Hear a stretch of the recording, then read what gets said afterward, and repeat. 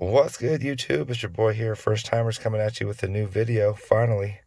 On today's video, we're going to be switching the starter in this 2012 Jeep Wrangler JK.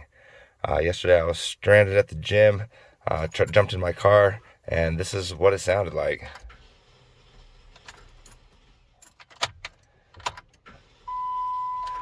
So you can see the battery's good. You hear kind of that clicking, but it just never turns over.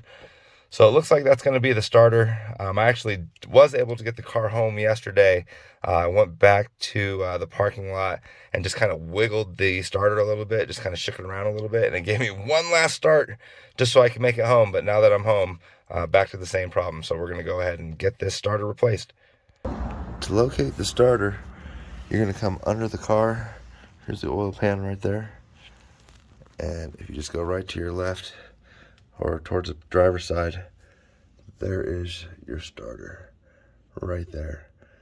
So what I did last night is I just kind of wiggled all these connections back here, and just to see if I could get myself one more charge. So I just kind of wiggled this starter, wiggled this connection, try to get it a little tight, and it actually did give me one last start, which was great. But now I'm going to go ahead and replace that guy. So first thing we want to do is we want to go ahead and pull the negative off the battery, just so we can eliminate any problems there. First thing, we want to remove the negative off this battery here. It's going to be a 10mm bolt right there. I'm going to pull this little piece off. It goes around right there. So the bolt, then that guy, and then you can just work this connection off. Just give it a little wiggle and a little pull, and once you get the negative disconnected, you can go ahead and start with the starter. Okay, the first thing we want to do is pull this little electric piece right there. You can use a flathead and push this guy back, and then go ahead and wiggle him off. I might have been going a little too ham this morning because I actually pushed this guy straight out. I probably wouldn't recommend that, but hopefully that'll snap back in when we put that piece back together. So there's the first one right there. You can see there's a little bolt right at the tip of that finger right there. It's kind of hard to see, but you do have to remove that bolt as well. And then you come to this side, and you're gonna have these two bolts right there that need to be removed. So these two are gonna be 15, so we'll go ahead and get those started next. Okay, so running into a little bit of a problem here. I think I jinxed myself when I said this was going to be an easy job or an easy fix. Here we are. There's the starter right there. I've got, let's see, sorry about this camera angle here. I got this, the electric plug pulled right there. I got the nut right on that guy pulled off.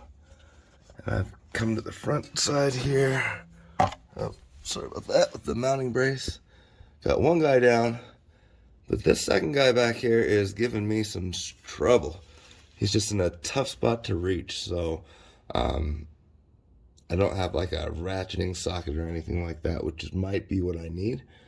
But it looks like, worst case, I might just have to pull this axle off just to give me this space. Because this guy right here is just kind of in the way. So I can't get a good turn on that bolt there.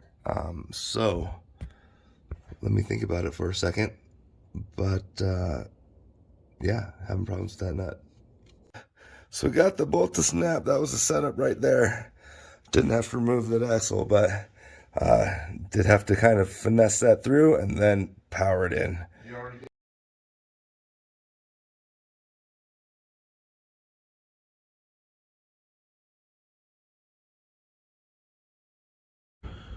Alright, so we're all done. We got one bolt there. Second bolt right there. Nice and tight. Back of the starter. Got that little nut right there. Tighten up. And we got our electric back plugged in. So we'll go and plug our battery back in, and hopefully we are good to go.